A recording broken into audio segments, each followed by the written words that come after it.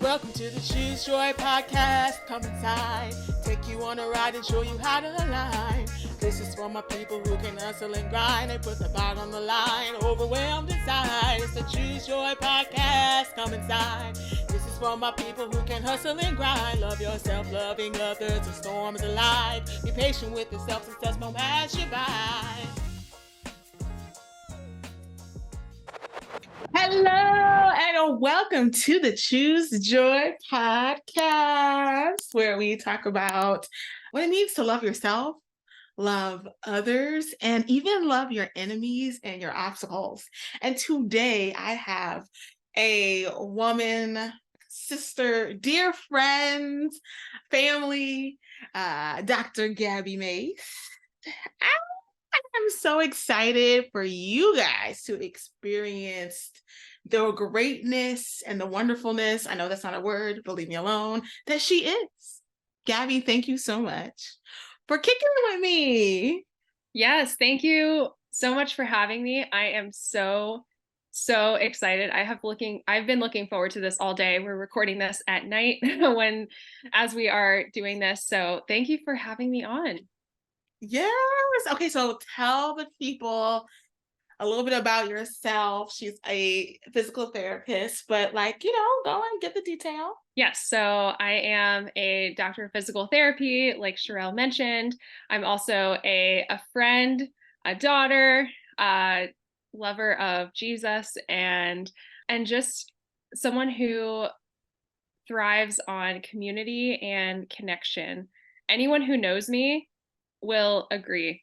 Be like, yes, Gabby just is I invest deeply into my relationships. Amen. Definitely do. Oh my God. Okay, so I'm gonna start us off. I want you to let me know a time in your life, your entrepreneurial journey, when you faced a storm or an obstacle and you had to intentionally choose joy. We are going for it. So I will take you all back to 2021. And I want to bring this up because this is a part of the story. And in 2021, I was in my last clinical of PT school. It was still COVID. I had graduated, and fast forward to April of 2021. For those of you who may know, if you are listening to this and you're in a different profession, or if you've ever had test taking anxiety, I definitely did. And I really faced adversity and a huge obstacle when I didn't pass my board exam, not once, not twice. Actually, it was twice. The third time I did end up passing, and it was amazing. However, that was 2021 was one of the greatest joys and storms of my life so far. And during that time, I was also moving to a totally different state. I didn't know anyone except for the business that I was going to be in. Shout out to JT. And then my family who lived in the next state over in Northern Virginia. That's it. And during that time, I was broke. I came out of school, wasn't making money. And I I definitely was going through it. Now, I did pass my exam towards the end of that year, and having the joy of that, but just actually now reflecting back on all of the darkness and the storms that I went through, there was a light at the end of the tunnel. And one thing that I always said was, we go through seasons of life, and I really needed to put that in my head of, this is not going to last. And there's joy, there's freedom on the other side of this. And I was very fortunate to have awesome individuals in my corner, Sherrill, you being one of them. And you brought the joy to me. And then I was able to experience that for myself and have the tools and, the shift of, okay, I'm going through this time, but that doesn't mean it has to suck the life out of me in everything. So even experiencing joy in the little moments that I didn't see, the end, were really crucial. Wow. All that talking. Okay. Oh, one, you're not going to make me emotional. First thing. And second, I love that you said, "Hey, I know I'm going through this season, but it doesn't have to suck the life out of all parts of my life." And so often we'll be going through something in one area and it will let it impact everything. And so I just love the mindset that you took on. Absolutely. Okay. So this is a great segue. So now you've gone past the boards, you're in this new state and you're going to start this job. A lot of mission driven individuals, even, docs, they kind of deal with imposter syndrome. So could you talk to us about a time where you kind of dealt with that, and then like what strategies or practices did you use to overcome those feelings? Yes, a time that I experienced imposter syndrome was, well, there were multiple times. And one that I can think of clearly was when I did start in the mobile practice that I'm currently in. And we treat one on one. And I had been out of clinicals for a few months, and I was one on one with this person who I was with, and I think she asked me a question, and I can't remember what we were talking about, but I just froze, and I was like, oh my gosh, I don't know what I'm doing in this moment. So I actually had to stop our session and say, hey, like, give me a minute. I recollected myself and I was back in. However, that doesn't mean afterwards I just went into a spiral. And I feel like with imposter syndrome, we just keep ruminating and replaying, whatever happened. And with that certain client who I was with, I felt embarrassed. I felt shame and was like, oh my gosh, like I got to research this, one technique. Again, I don't even remember like what exactly it was, but I just remember the feelings associated with it and just thinking, oh my gosh, like, am I a good physical therapist? Are people going to want to pay for this higher level of service that I'm providing? And just all these thoughts went through my head. And the other thing was of, building this practice that I'm in of like, am I good enough to like, have people come see me? And there was a lot of that and a lot of clinical mentorship that I personally had to seek and find and do. And all this to say is, imposter syndrome happens and comparison happens, but at the end of the day, looking at all of the things, all of the people who you've impacted or like made their day, that's really all that matters. And you have to remember you're human, you make mistakes, and you learn from them and keep going. So that's been my motto, is like getting 1% better every day and keep going, because I know the imposter syndrome is going to come. I actually experienced it recently again with someone, and I just kept on like going back and forth. I was like, oh my gosh, like, why can't I figure this out? What am I missing? And then I had to remember, okay, I have all these pieces together. Let me seek advice, counsel. And I was like, okay, I don't feel like an imposter, but I do experience those feelings time to time of like, am I good enough to do this? Yes. Okay. Wow. Okay. This is about to be nuts. So while you were saying that, you said, I had to go seek and find mentorship. And the first thing that came to mind was that Bible verse, seeking ye shall find. But I couldn't think of it. So I just went down and I grabbed my phone and I opened my Bible app, and the verse of the day is that verse. Matthew 7:7, asking it will be given to you, seeking you will find, knocking the door will be open to you. What? Okay, that's divine timing. Wow. I can't even, because I was like, oh, I'm looking for my phone. I just Googled the scripture, open up my phone, it's the rest of the day. So my point, right? Just like we go and we seek mentorship like clinically and for business and entrepreneurship, I think also when it comes to that imposter syndrome, it's also important to seek God and remember we are his children and we got this, you know? And I'm sorry, I was just still in the moment that that was like the Bible verse of the day. That's amazing. And that brings me to, I want to refer back to something that I listened to today as well. And it was, the peace is not connected to the outcome. And this was by Pastor Michael Todd.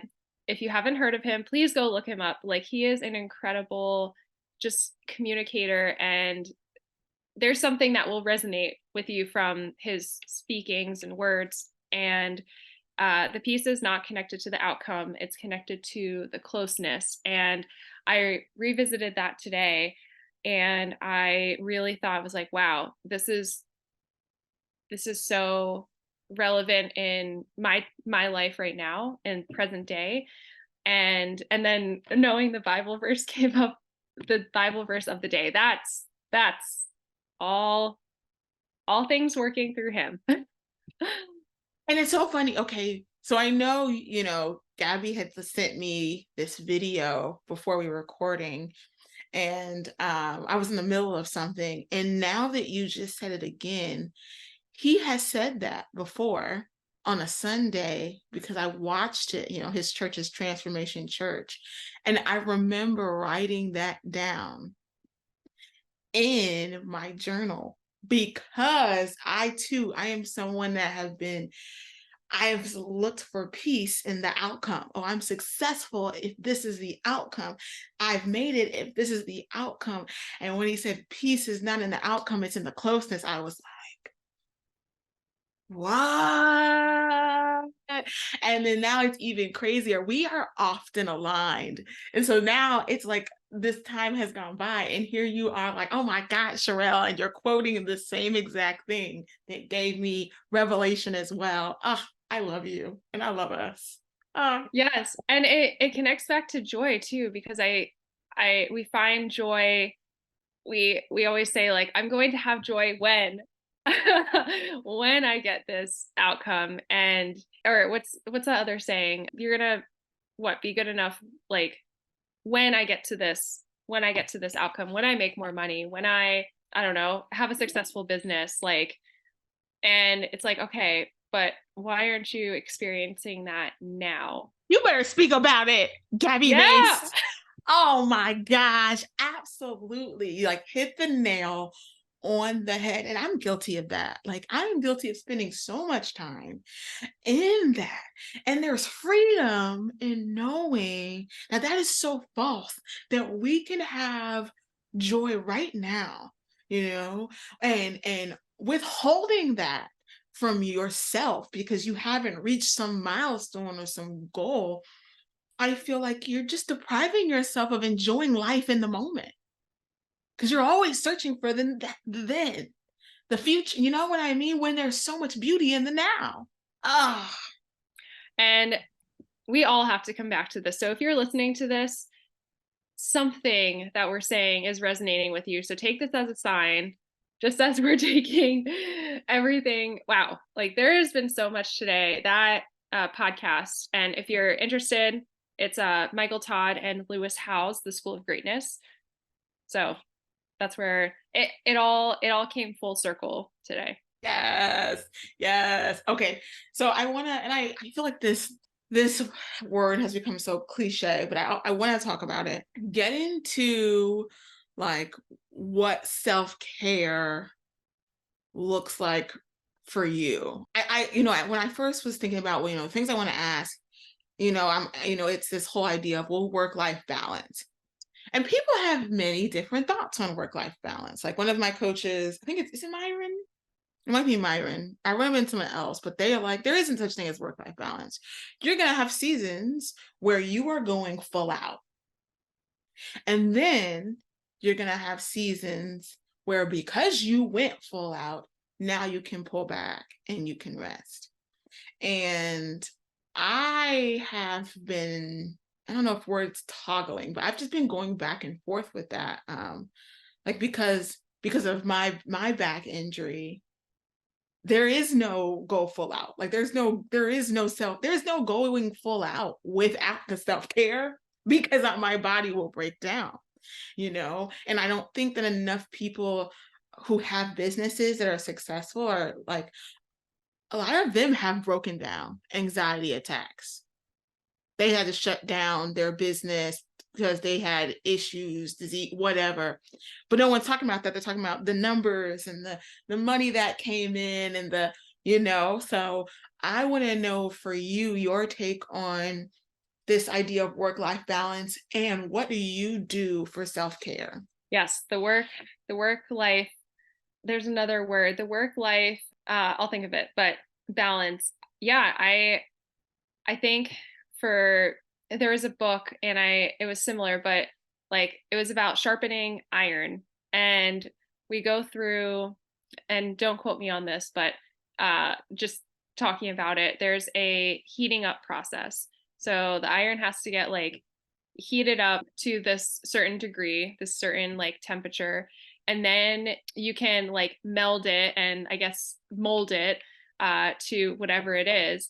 And then there always has to be a cooling down season as well, or cooling down of the metal as well. And then you have to hammer it. There's like I guess, a hammering. There's a book on this, but all this to say is I feel like, we do go through that. We do go through the times where like we have to like heat up. And if we're talking about business, if you're, trying to get more clients, or you're in this like heating phase, and then you have to get it to a certain temperature, and then you have to, mold it into what you want. And then the cooling down phase is the rest. But I feel like work-life balance, it's just we go, and the first thing that pops into my head is presence. So we are not like, and stillness too, like not taking time to be still, to have this quiet time. For example, turning off the music in your car, like just having it be silent. No, there's literally nothing. And the reason why I bring this up is because I have been right now in this season of like on the go events, sessions, like doing all the extracurricular activities that I'm doing. And actually, as we're recording this, in the last 2 weeks, I have taken a moment of stillness or silence while I'm driving, or just, as I'm eating. And it just brings me back to the moment. So even adding like of all the work life balance, like yes, it's intense, but if we can take time to like be still and just be in silence, whether it be like you're talking to God or like universe, whoever, whatever you believe in, or just like having your brain kind of just shut down, like not even think of anything. It's so important. So that's what I've added into my self-care routine, as well as for me, being outside is part of my self-care. Right now it's fall, so it's just like lifting me up. And I know when I feel stressed, like I need the outdoors. That's what my self-care routine requires. And yeah, for me, I've gone through my own like ebbs and flows of my self-care. Like part of it's been meditation for a few months, and then some of it's been like reading a chapter of, a book each day. So I think whatever it is for you, it may change, but make sure in the season that you're in that like it does fill your cup. So yeah, stillness is key, and that's what I'm practicing right now. Okay. So many things just happened in that moment. You have no idea. One, I love the stillness, be still. And the first thing that came to mind was be still and know that I am God. Psalms 46:10, which is it's something that has followed me. So I love that. And this week, actually, yesterday, I sat in the car with no music and I drove to work, which is not normal for me. I like to jam out. So I love that, like, that's a practice that you're doing. That is so dope. Have your notepads out. Go ahead, you guys. Put that on the to-do list. Engaging in stillness. And funny thing about that be still and know, when I was working for Greg Todd, when I went to his office, he had a coffee cup and it said, be still and know. And then when I moved to Jacksonville and I was in my mother's house, she had a coffee cup and it said, be still and know. So this idea of stillness has been following me. Stillness, patience. So I'm obsessed that you said that. Also, nature is the cheat code. And I am not a nature girl, but I tell people all the time that I have a friend named Gabby. I have a friend named Sarah, and they talk about nature, and they're the people that got me to open up about it. I don't do as many miles as they do, but like I have grown to appreciate nature because of you guys, and that you guys talk about, oh, I'm going on a hike, and there's such an importance about community. Like, if that's what you're around, people that are talking about movement or talking about being in nature, it's like, maybe I need to try that out. So I love both of those. Dancing outside, Sherrill. I think that's going to be in sunny where you are, just dancing in the sunshine. I love It'd that. be, it'd be hot in Florida, It would but actually, right. Yeah. during like in Jacksonville right now, it's cooler. So that actually, it can work depending on the season for sure. Ooh, okay. So, how have you balanced this pursuit of career entrepreneurship with caring for others, maintaining those meaningful relationships, supporting your loved ones, but also like showing up for yourself? This is the goal. And you talked about how you pour into relationships, and that's important to you. So I would love to kind of hear your take on this. What's worked, what hasn't worked, what have you learned? Yeah. Yes. So this area for me has been the reason that I've built up to where I am today. And I went from having zero clients to now I have clients. And a lot of that has taken that know, like, and trust. And for me, honestly, and this is for everyone, if you like, I think a lot of people who listen to this, I hope that if you go to a coffee shop or if you go to a bakery, ask the person, like, how are you? Like, how are you? How are you doing? And if you see a name tag on their shirt, like, address them by their name. And even that little sense of like actually seeing a person for who they are, because a lot of the times, you don't get that. And that's just something I have really, worked on, and having the energy that I have of just getting to know someone. And some relationships that I've made, they were there for, again, people come in and out. But for those that I have like developed and kept in touch with, it's really paid off. And that's how I've been able to build the business that I have, is actually not through a lot of social media. If you look at my social media, I will tell you all, I am not consistent. I will be very transparent and honest. However, I am really consistent and all in when it comes to my in-person relationships. And, one thing that I did at the beginning of when I moved here was I had one on, I would say, hey, person, I usually talk about something in our conversation that we both had interest in, or actually genuinely being interested, not interesting, interested in, what service they're providing and what they're doing. And then from there, like continuing to see them at different events or inviting them to different things, then we've been able to like cultivate and build this relationship. And then, for some people who I've met, they're like, "Hey, Gabby, I know this is what you do. I want to learn more. How can you help me? This is the service that you said you provided.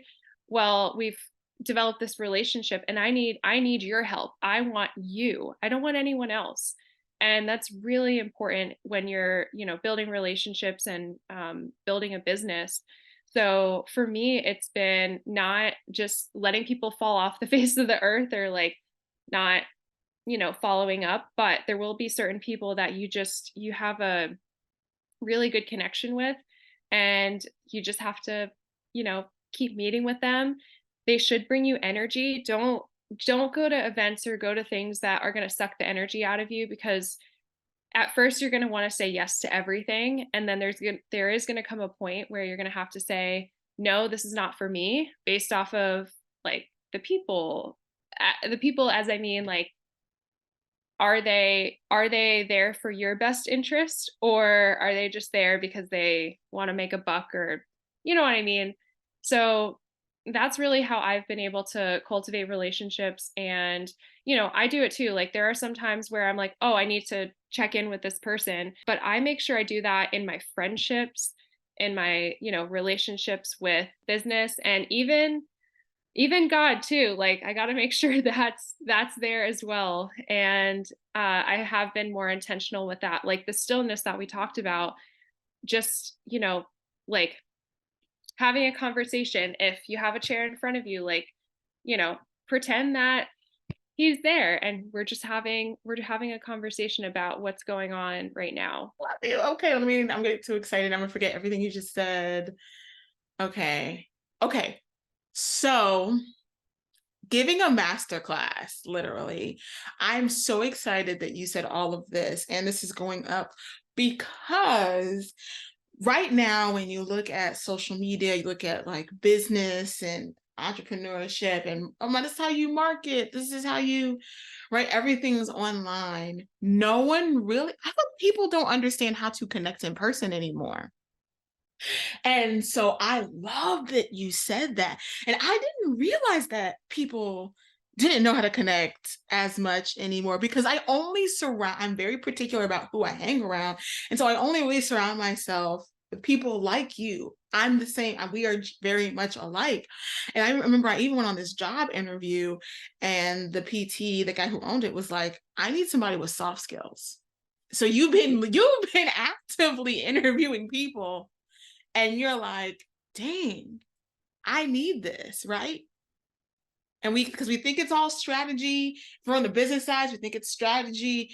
If we're on the PT side, we think it's all skill and knowing the best research. But baby, when you are paying out of pocket, soft skills, do you care? Do you pay attention? Are you actively listening? Do you follow up? Like, that's lost. And they don't teach that. Like, they just don't. They don't teach it in school. It's not the cool thing to be talking about online right now. And so, like, yes to all of that. And it just goes to show, like, wow, how you were able to go from this 2021, this lower point to where you are now, and things are going well and going to continue to go well. And I'm so proud. I'm so overjoyed. Ah, so good. Active listening. Yes, I want to bring that back because someone should tell you that you are a good listener. And if someone is not telling you that you are not listening to them or interrupting, and I know it's really hard. We've all done it where we just want to jump in and chime in because we have something in our head and we don't want to forget it. But and this is for everybody who's listening to this, think of a time where you just abruptly chimed into someone's conversation. They didn't finish their thought because you had something to say. And active listening is hearing the whole thing.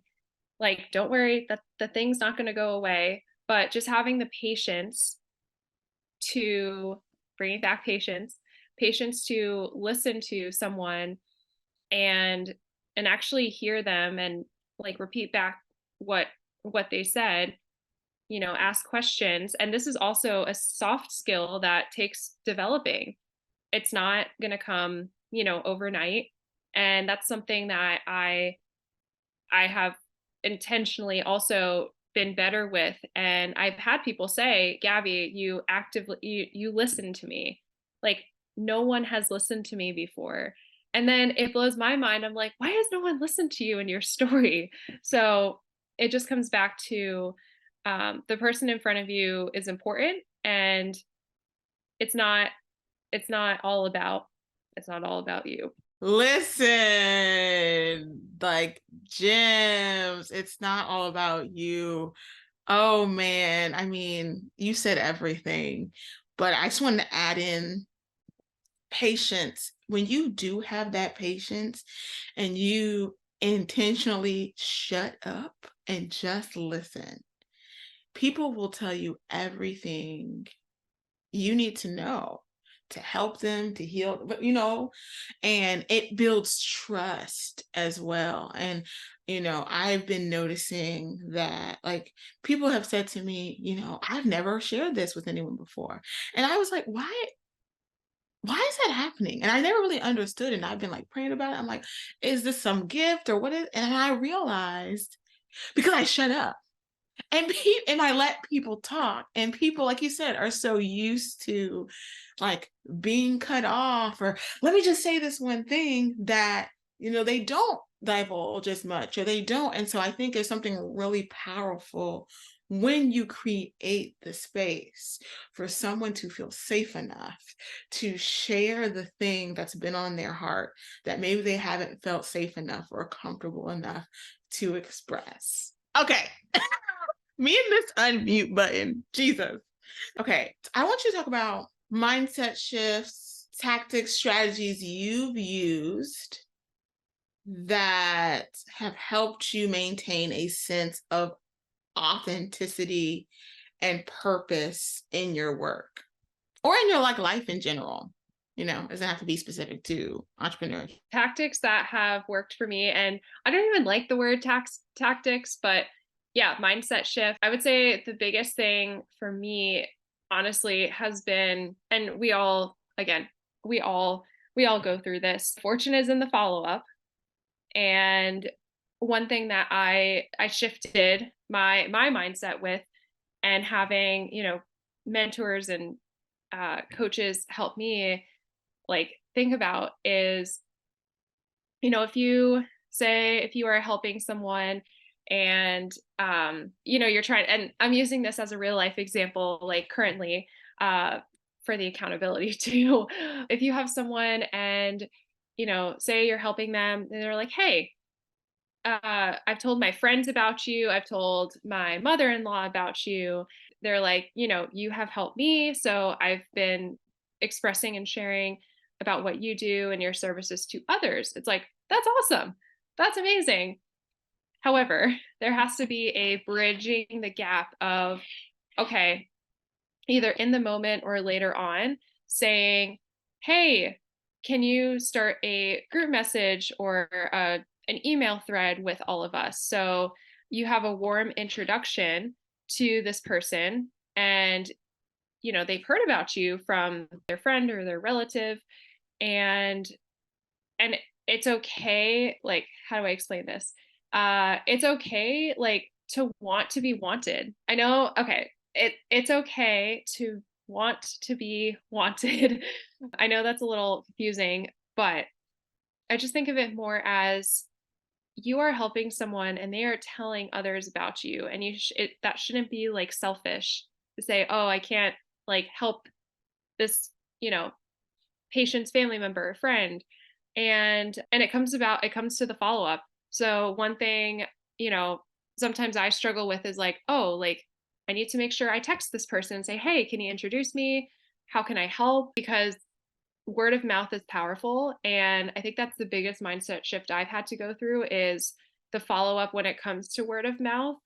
And then that also goes into like reviews and, testimonials, because that's how others find you, specifically on Google, on Facebook, on social media. So if you don't like posting or maybe not consistent, it's important to get those people to share about what you do. And like we said, mentioning those soft skills, because people will see that and they say, I want that provider because of what this said, versus someone else who also has the same credentials but is not going to actually listen to me, be patient with me. So don't be afraid to reach out to others if your patients and clients are like telling others about you. So I would say that's the biggest mindset shift, and having someone to check in with once a month who you can keep accountable with, who can say, all right, we talked about this last month. Where are you? Where are you at with doing, one or two things, and saying, okay, I did this or I didn't do this. It's either yes or no, not I halfway did this. So having someone who you check in once a month has been so key for me. And it's actually someone who lives in another state, and he's been like a mentor for me from afar, and our paths have crossed. However, I just feel like he's able to give me like, he's like, all right, Gabby, you told me this. Did you do it? Yes or no? Absolutely. And so listen, we need that. It's a yes or a no, right? This is totally backtracking. So you were mentioning earlier about like heating up metal and the warm up and the cool down. And I meant to also say yesterday and in the eval, I was evaling this man. He was not in a therapy. Oh my God, this doesn't work. He had had some failed surgeries and he was just not about it. And he told me he was a welder. And listen. He told me he was a welder. And I was trying to explain to him that like he had muscles that were weak and he had muscles that were also tight, and we had to make them walk, activate, function properly so that he can get better. And he kind of like wasn't following it. And I was like, well, isn't it? I said, isn't, welding, like, aren't you like putting metal together or something? He's like, so listen, you have to heat. He was like, you have to, he mentioned, he was like, there's a preheat and a cool down, or like a post cool down, and you have to calibrate the temperature, and then if the piece of metal isn't right, then and I said, great, okay, so listen, that's exactly what we have to do with your body. Your muscles got to be heated. They've been cold, so we got to preheat these muscles and get them firing properly. And then after we do that, we have to cool it down. We have to stretch them out so that they're at their optimal length, so that we can create a happy environment for your back. And he was like, oh, and then you came with this example. And I was like, wait a minute. This is not a coincidence. Oh my God. And because we were talking, I forgot about it, but I had to take the second and tell you that. Okay, I'm going to say this because for those of you who are like, whoa, like these weird things are happening. Sherrill and I, we have this thing with each other. This happens often with us, and this is like 100% being 100% honest, not lying to you. Like this happens a lot, more than, I don't know, not more than it should, but yeah. Yeah, I don't know. I can't ever explain it, connectedness, but this woman right here is just, I love her down, and there is just this alignment. and it's crazy. Oh man, oh man. Ugh. Um, oh, where how do I come out of that? Where I want to go next? Let's talk about okay, I want to talk about burnout. How have you experienced burnout and how have you recognized those signs of burnout in your life? Have I experienced a sense of burnout? Yes, I have. And I see kind of the signs leading up to it of I'm doing too much, which means I'm, working late or not eating properly, like more so not eating fast food, but eating a lot of processed foods for me often, not like connecting with my friends and family just because I experience burnout just like talking to people, but then that also has come with me not actually intentionally taking like time for myself. And I do want to be very transparent in this podcast. Like I have been going through a season of just going. Usually I say September is like my new year of, we're starting the new quarter, we're starting this new season of fall, a lot's going on. And I would be lying to you all if I said like I wasn't experiencing a little bit of burnout just with like the hustle that I've been doing and not having that, just full rest. However, I have caught myself with saying, okay, like I'm doing all these things. How is my energy? Like what am I feeling? Does my body need to rest? Whereas previously I wouldn't do that and I would just like keep going and then shut down. So I think we all go through ebbs and flows of life, and you don't want the lows to be too low. And I feel like that's when burnout happens, when the low is like beyond, and then it's really hard to come back up and like get out of that. So yes, I have definitely experienced burnout, and people know that because when I'm not myself, then it's I show it on my face and in my body language. So yeah, I've experienced that, gone through it. I'm going through a touch of it now, and I am recognizing it and making sure I'm doing those self-care things that I mentioned earlier, and just knowing that uh, it is real, but just not letting yourself get to that really low place. Yeah, I just want to like summarize that because you said some really great things. The one thing I took away from that is like there's a keen sense of self-awareness, Hmm. right? So you have to be aware of how your mind, how your body reacts in seasons. And then two, you mentioned isolation. You mentioned lack from others, isolation from self, taking care of self, and then also your eating. And I think, I feel like I always go between this like entrepreneurship slash like spiritual, because a lot of times, like with the devil and the enemy, it's this idea of I'm alone, right?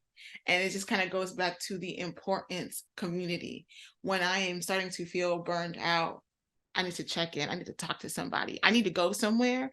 I need to get around people, and I need to seek joy. Right? That's that's it. what That's that's it. what that's what came to mind. And I can totally relate to all of those things. Like Yeah. first when to go, it's like, I heard from you. I'm like, I've been busy. Okay, that needs to be a alert. Okay. Let me make some time. Let me connect with people. Right. Wait, oh my God. I don't know if I heard say this, but it's like when you feel like you don't have the time for something, that's the first thing you need to go do. I don't have time to go hang with people because I'm trying to do X, Y, Z. I'm trying to reach this goal. Oh, okay, we'll surrender the goal and go get in community. Ooh, surrender the goal. Oh, that's good. And this is something else that I've heard, but I want to paraphrase it because this is important too, is we all strive to do great, to be great. Good is not enough. And we keep going and going and going, and we're sacrificing like time with family, time with friends, again, that isolation, and we we want to be great, not good. But when we strive to do that, and a lot of you listening, I can probably, I don't want to say guarantee, but a lot of you are probably high achievers. Don't get me, be real. So we want to do like, we want to be great, and we don't want to just settle for average. But that can get us to the point where we just get to this like level, and it's either, spending time with your spouse, with your friends, or I don't know, doing this other like business networking event on a Saturday. Like which one is more important to you? The family, or the business event that there can always be another one. Yes. So good. Hmm. Oh, and I think I know I just that just reminds me of like when I would be out and what if I meet somebody? I can't miss this because no, it's okay. And also like when you get closer with God, you realize you're not going to miss your moment. Listen to your body because you're not going to miss your moment. You can't miss your moment. It's gonna happen. Your plan it's already been written. So lean into what you need. And if it's rest or if it's being in with the spouse or whatever that is, go prioritize that. Also, I want like this to be merch. Surrender the goal and get in community. The Choose Joy community. I don't even know, but I don't know. When Yeah, I said that, I was like, oh, you better write that down. surrender the goal and get in community. And I say this as somebody that never surrendered the goal. If you would have met me when I lived in New York, 2021, 2020, I literally have my home. Sherrill, come over. Hey, I can't. I got goals. Sherrill, go on a walk. You haven't left the house. I can't. I have goals. That's who I was. What? Surrender the goal and get in community. Whoa. Oh my gosh. So okay. My next question for you is, thinking about you, Gabby, as this, right, this very much mission, purpose-driven individual, this entrepreneur who has dealt with dealt with the burnout, dealt with the imposter syndrome, dealt with the anxiety. What resources do you feel are important to for a person like you to feel supported? Also, side note, it's a little market research. Yes. So for myself to feel supported, definitely having a set, I would say having like 4 to 5 people around me who, you're one of them. I think you know that already.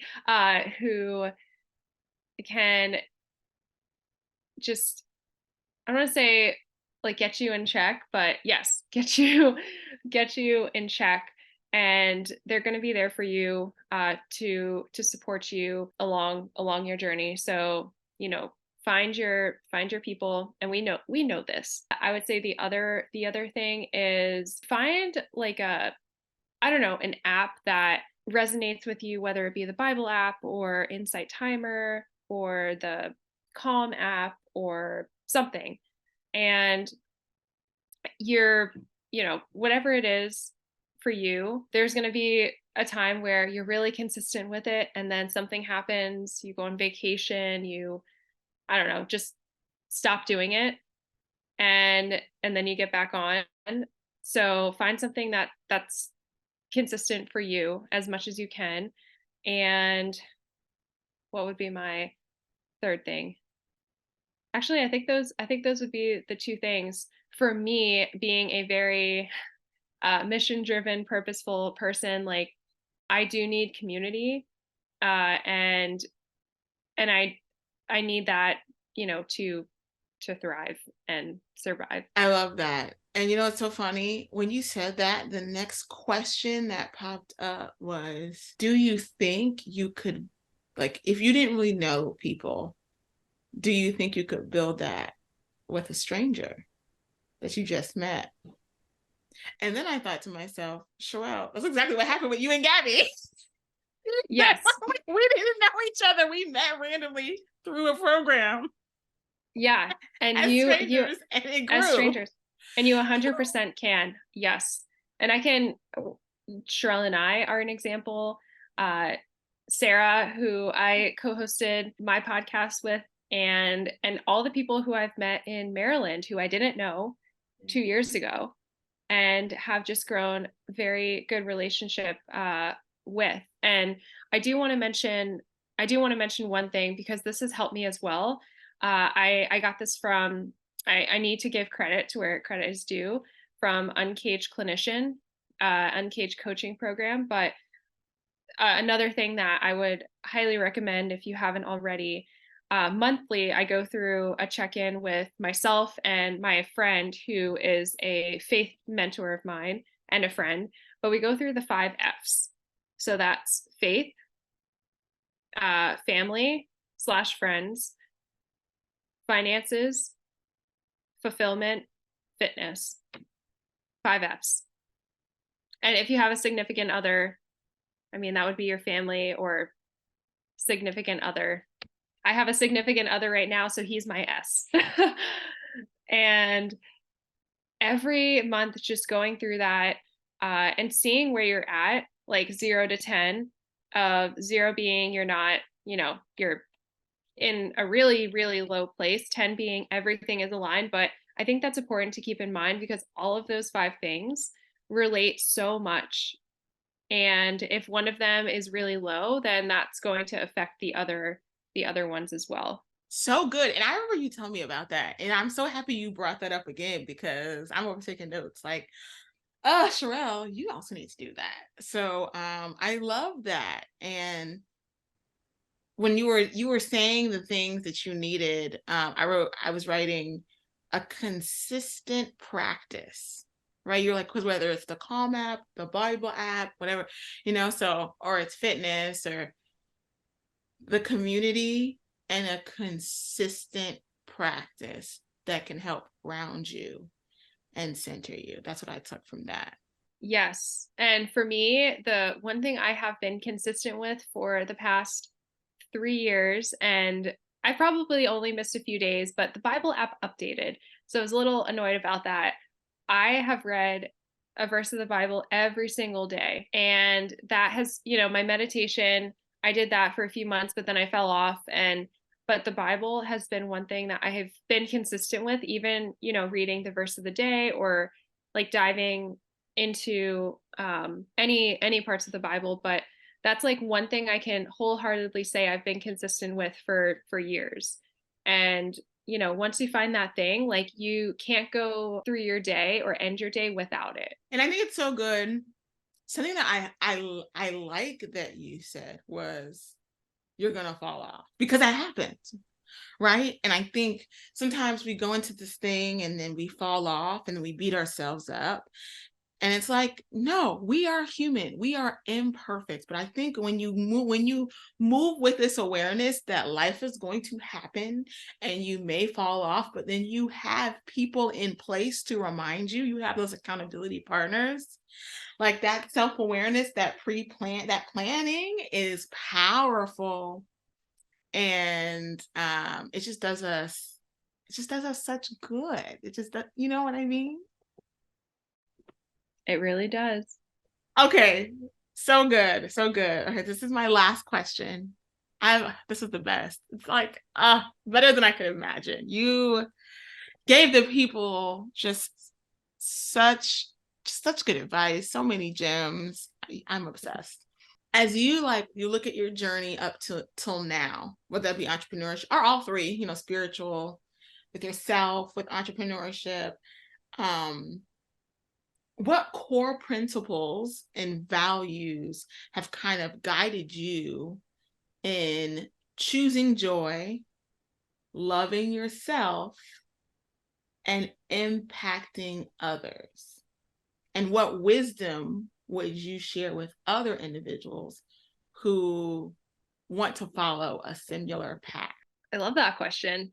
So, core values for me have been, I would say, service.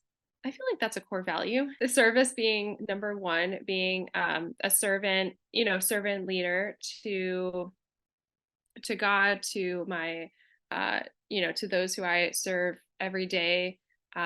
Service is a huge core value of mine, just because I feel like being in service of others is huge. So service being one of them. I think, like, I was gonna say joy, but we've already said that. Service. I mean, it love, honestly, like loving others, loving yourself is a huge core value of mine. And some I find a lot of the times that, like, I give so much love to others and not as much to myself, and that's another awareness piece as well. Service, love, I would say those are really like two main core values of mine. And wisdom I would give is honestly just like I said earlier, like, go up to that person, that stranger, and just genuinely ask them how their day is. I think there's a book and it was like, how are you really? Because a lot of people are not, they're not okay. People haven't listened to them. All these things that we talked about, like active listening and just asking someone how they genuinely are.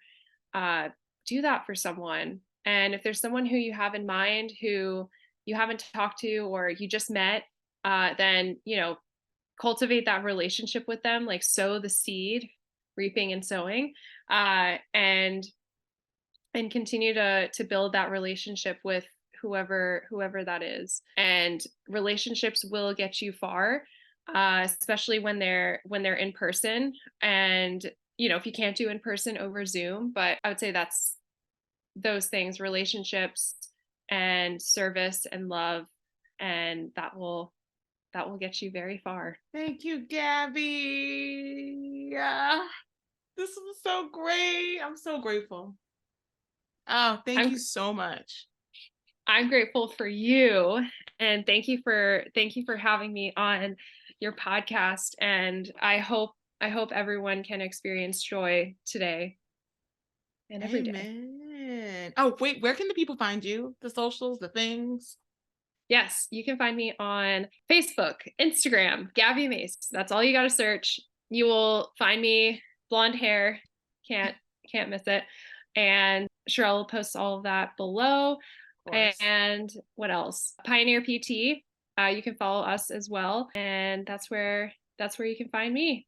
And reach out. I love it when people reach out after they listen to an episode. I do that for other podcast people that I don't even know. And sometimes they get a response, sometimes I don't. But I can guarantee I will respond back. I promise. Yes. All right, folks. So, Gabby, thank you again. And I can't wait to see you guys on the next episode. Bye.